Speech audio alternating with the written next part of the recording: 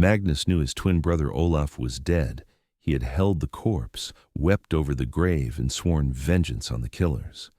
So when Olaf walked into the tavern 3 months later, ordering ale and laughing with friends as if nothing had happened, Magnus realized he was looking at either a miracle or the beginning of the most terrifying revenge in Viking history.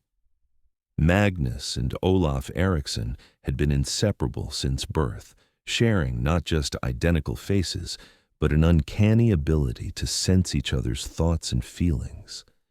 Born during a fierce winter storm, the village seer had declared them two halves of one soul, blessed by the gods with a connection that transcended normal brotherhood.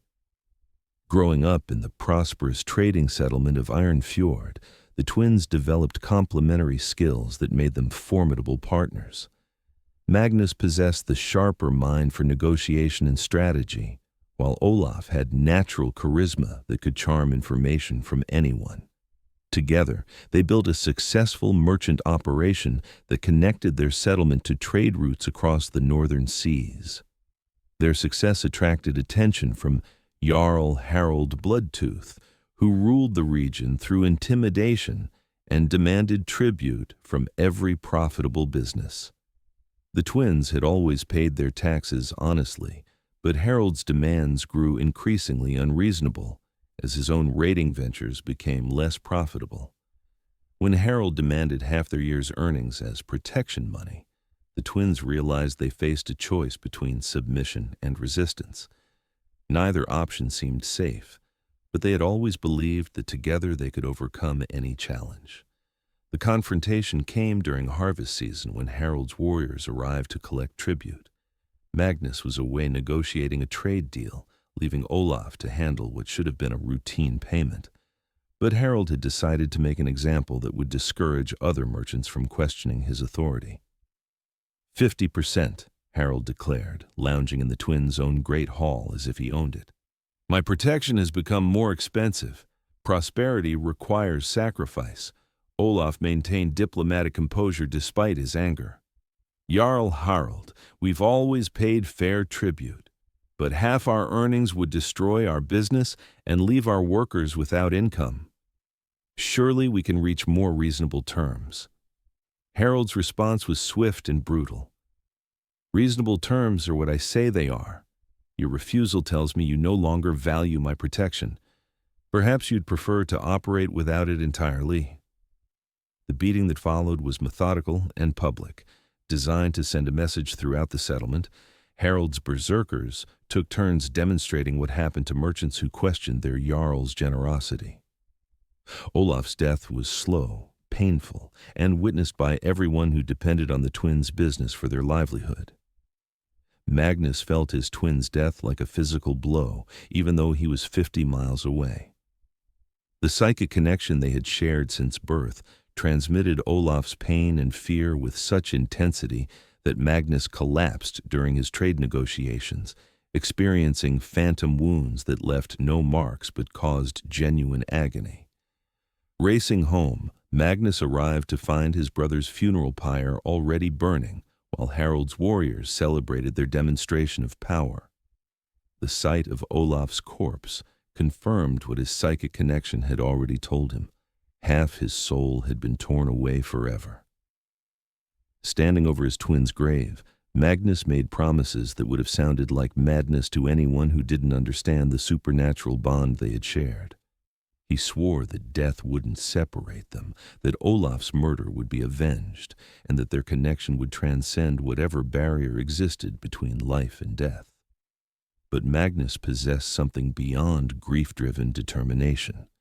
The same mystical bond that had let him sense Olaf's death also suggested possibilities that most people would never imagine. If they truly were two halves of one soul, perhaps death had only separated their bodies, not their essential connection. For 3 months after the funeral, Magnus grieved alone while planning revenge that seemed hopeless against Harold's superior force. But everything changed the night he discovered that his psychic connection to Olaf hadn't ended with death.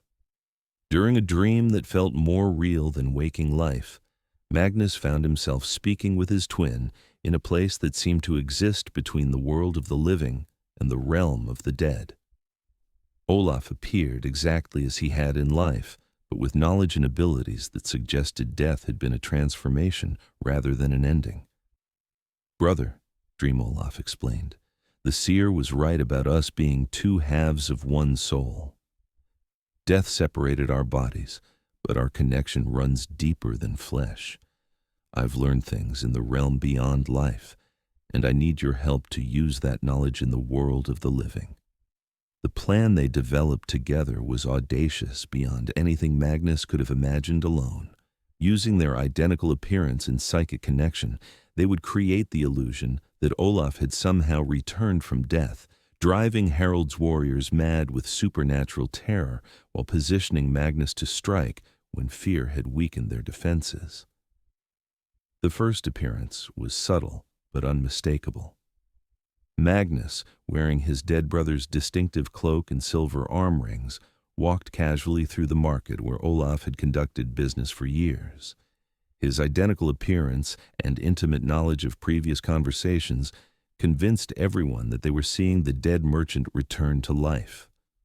"Good morning, Astrid," Magnus said to the baker's wife, using information his psychic connection provided about her private concerns. "How is your daughter's fever?" "I trust the herbs I recommended are helping her recovery." Astrid's response was pure terror. She had purchased those herbs from Olaf the day before his murder, and no living person should have known about her daughter's illness. Watching Olaf walk away as if death had been merely an inconvenience, she understood that something supernatural was happening in their settlement. Word spread quickly through Iron Fjord that the murdered merchant had returned from death, apparently unchanged by his violent demise. Magnus carefully orchestrated these appearances, using his twins' memories and their psychic connection to provide details that only Olaf could have known. Harald's warriors initially dismissed reports of Olaf's return as peasant superstition, but their skepticism crumbled when they began encountering the dead man personally. Magnus would appear in taverns where the killers drank, markets where they shopped, and even outside their homes during the darkest hours of night. Each encounter was designed to maximize psychological impact. Magnus would engage his targets in conversations that referenced specific details from the murder, speak in Olaf's exact voice about plans they had made together, and demonstrate knowledge that only the dead merchant could possess. "Sven Bloodeagle," Magnus said calmly to the berserker who had delivered the fatal blow, appearing behind him in an empty alehouse. "Do you remember what you said while you were killing me?" "Nothing personal, just business. I've come to discuss some business of my own." The psychological toll on Harald's men was devastating. Warriors who feared nothing in conventional combat found themselves terrified of an enemy who shouldn't exist, couldn't be fought, and seemed to know their every move before they made it. As reports of supernatural encounters multiplied, Harald realized he faced something far more dangerous than conventional rebellion. His authority depended on fear, but his warriors were becoming too terrified to function effectively when they believed a dead man was stalking them. Harald's attempts to rationalize the situation, claiming Magnus was impersonating his dead brother, fell apart when witnesses reported impossible details that only Olaf could have known. The dead merchant appeared to possess memories, mannerisms, and knowledge that no living impersonator could fake. More dangerously, Olaf's supernatural return was inspiring other merchants to resist Harald's extortion. If death itself couldn't silence opposition to the Jarl's greed, perhaps his power wasn't as absolute as everyone had believed. The climax came when Harald confronted what he believed was Olaf's ghost in the same hall where the murder had occurred. Magnus appeared exactly at midnight, walking through doors that had been barred from the inside, approaching his brother's killer with the confidence of someone beyond physical harm. "You murdered me for refusing to pay tribute I couldn't afford," Magnus said, speaking in Olaf's voice while channeling his twin's memories and personality. "But death has taught me that some debts transcend the boundary between life and death. Harold's attempt to strike down the apparition with his sword proved futile. Magnus had prepared for this moment, using techniques that made him seem to pass through solid metal like mist. The psychological impact on Harold was complete, as he realized conventional weapons couldn't harm an enemy who had already died once. The revenge that followed was perfectly coordinated between the living twin and his dead brother's spirit. Magnus used his physical presence to terrorize Harold's supporters while drawing on Olaf's supernatural knowledge to predict their desperate countermeasures.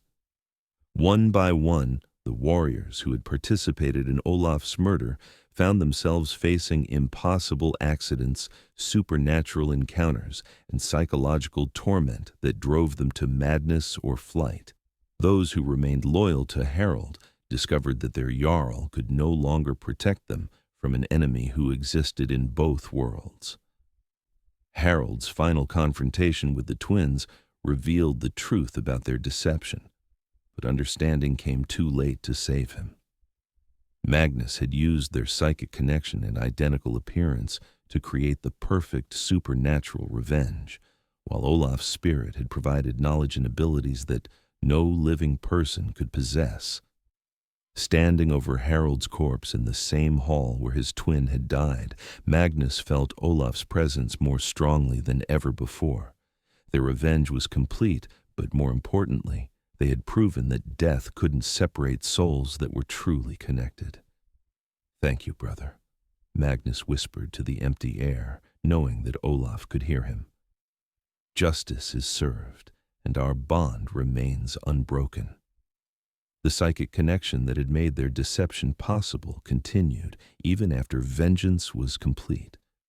Magnus lived the rest of his life knowing that his twin spirit remained close, ready to help whenever the living brother faced challenges too great for one soul to handle alone. The settlement of Iron Fjord prospered under new leadership that understood the difference between legitimate taxation and criminal extortion. But more importantly, the story of the twins who transcended death became legend, proving that some bonds are stronger than any force that tries to break them. If this tale of ultimate payback moved you, hit that like button and let us know in the comments which part shocked you the most. Subscribe to Time for Payback for more legendary stories where betrayal meets justice. And don't forget to ring that notification bell, because every betrayal has its reckoning, and every story holds the power to change everything. What revenge story should we tell next? Drop your suggestions below. Until next time, remember, karma never forgets.